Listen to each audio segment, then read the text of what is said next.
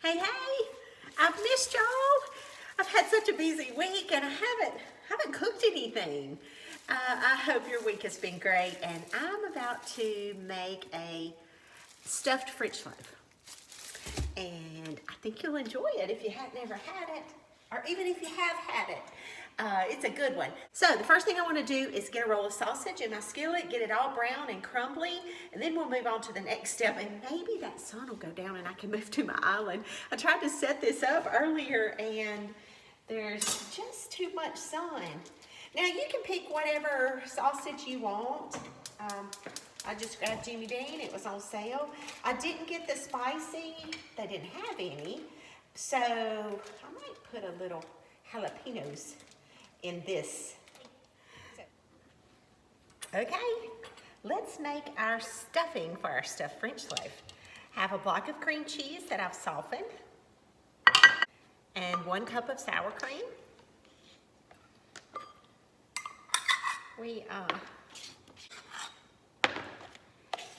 You know what? That's almost all of that. This is a little over a cup, so I mean, more stuffing is better. It won't hurt your recipe. So I'm just gonna go ahead and empty this. But technically, a cup of sour cream is what you need. A cup of shredded cheddar. Too many things out here. I love Tillamook cheese. I like hoop cheese, but I'm not always at a store that has it.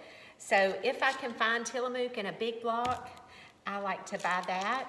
And what I do is, do you find that you sometimes need shredded cheese and sometimes you want a chunk to put on like cheese and crackers or make cheese toast? So one of the things I do is buy a big block. Sure. That was tough.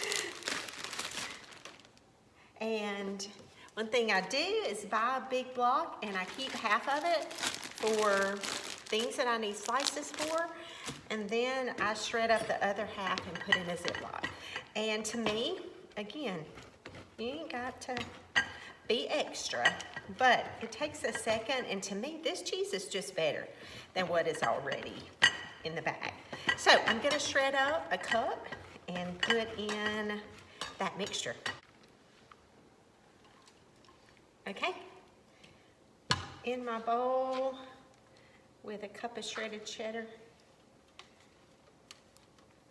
And this part's completely optional, but this is some diced jalapenos. I'm just gonna put, and I use a fork so that I strain the juice off. You don't want this liquidy or to make your bread soggy. So I just put a couple of scoops of diced jalapenos in there. A little salt.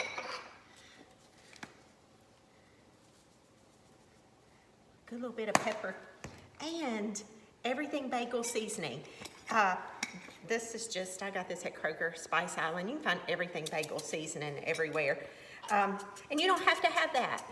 I've made this plenty of times, didn't use this, but it's just a garlicky yumminess. It adds just a little something extra to it. So I just sprinkle some in there, and I browned up my sausage, and it had some grease in it, and you can drain your sausage any way you want to, but I always put some paper towels on a plate and put my sausage on there and just mush it with my spoon. Drains it off, and I'm gonna go in my pan. So we're mixing that all together. And that is our stuffing. Then we're gonna get our French bread ready. Okay, now that we've got our stuffing ready, I wanna show you how to prepare the French loaf. There's no certain way that you have to do this. You find out what works best for you, but what I like, this is just a cheap $1 loaf of bread from the bakery. I like the whole thing to stay looking like this when it comes out and before I cut it to serve it. You can make a boat out of this and, you know, scoop out the middle, put your filling in, put your lid back on. You can do that. There's nothing wrong with that. But I like to, it's hard to dig all the stuffing out from the end. So I cut it in half, and then I use a fork. and go in and dig and keep these. You can put some olive oil, salt and pepper, garlic, whatever seasoning you want on these, and it makes really good croutons to use for whenever. Also good to put beside this because some of the stuffing may fall out and you can eat it with these croutons. So I'm gonna dig all the middle out of this bread. Just leave a little edge so that it doesn't come through, but just scoop that middle out of both sides. You know, I'm gonna pause for just a second. This should be a little short video, so it won't take too long for you to watch this, but before I film a video, I like to try to think of something to tell you about our life, marriage, parenting, just anything inspirational so that you take away something, not just something good to eat. And this morning, Joel and I happened to both be here. We've just been busy. And we were both here this morning. I was drinking my coffee and he was at the table, and we had an emotional moment where he was relaying to me a story, and it just got me, you know, and so I want to be happy and joyful as I'm cooking this, and I am. But I'm also feeling very humble today because it's Christmas. It's been a rough year for a lot of people with COVID. Even without COVID, this time of year can be just really sad for people that don't have a lot. And he was telling me about a video he watched where a bunch of kids were in a classroom. The teacher announced it was lunchtime. All the kids started scrambling, running around, grabbing their lunch, pulling all their food out, and just a spread. Just the best lunches. And there's one little boy who reaches down, grabs his lunchbox, just like everyone else, opens it up, and there's nothing inside. And so he gets up, walks out of the room so as not to draw attention to himself, and he comes back, and he's moving his lunchbox, and he notices it feels a little heavy, and he opens it up, and it's full of food. And I just felt so overwhelmingly blessed. While we go through life, and you may not have everything your heart's desires, what I want more than anything is to be someone who puts something in someone else's lunchbox. With no attention, no glory, no expectation, but to just notice someone who has an empty lunchbox. And to me, real reason for Christmas is, of course, the birth of our Savior.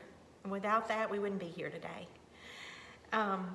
But to me, Christmas is not Christmas unless you bless somebody else, unless you give it away, unless you fill somebody's lunchbox. So challenge yourself, challenge your children, if you aren't already, to notice empty lunchboxes around you.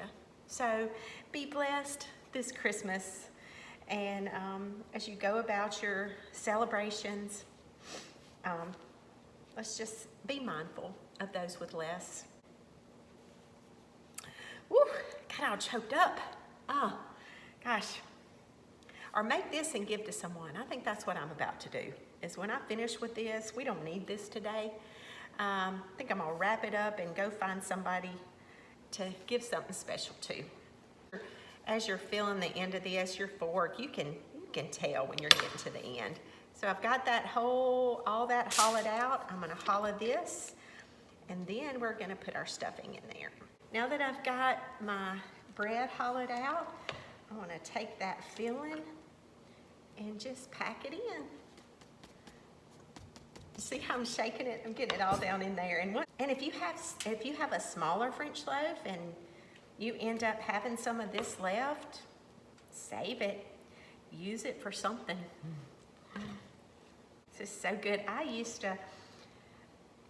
Once I made this recipe, I don't even know who told me about this, and I tweaked and added a few things of my own, and just like you do, anybody does when they cook, you just make something and change it up a bit and make it like you like it, add the jalapenos, the everything bagel seasoning.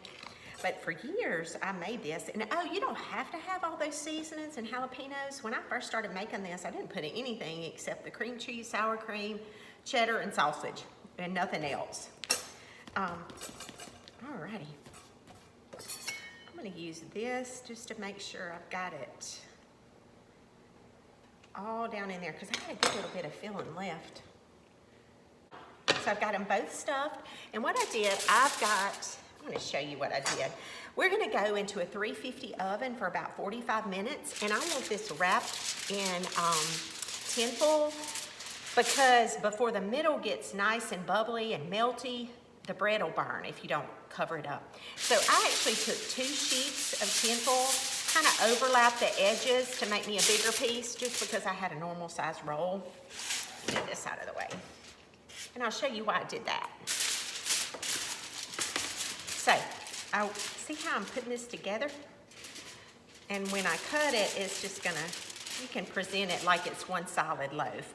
But the last few minutes of cooking, or after it's been in there for 45 minutes, I want to uncover the top. And just to make it simpler, the reason I made a wider piece of tin foil, I'm just going to bring the edges up and just fold it once, okay? And then I'm going to crimp the ends just one time. If you wrap it tight, I mean, you can still get it open, but you end up messing it up. So with this, I can just do one unfold and undo that. It's super easy to do it that way. So I try to wrap it strategically to make it easier. And we're gonna go in the oven for 45 minutes. I have this sausage loaf and I wanted you to see it. That is what it looks like. I just peel that foil back, and honestly, this got done enough without me unwrapping it. I use this serrated knife, again, just so I can get some sawing action. Oh my, look at this. You see why you can use that, you see how you can use those extra pieces? Okay.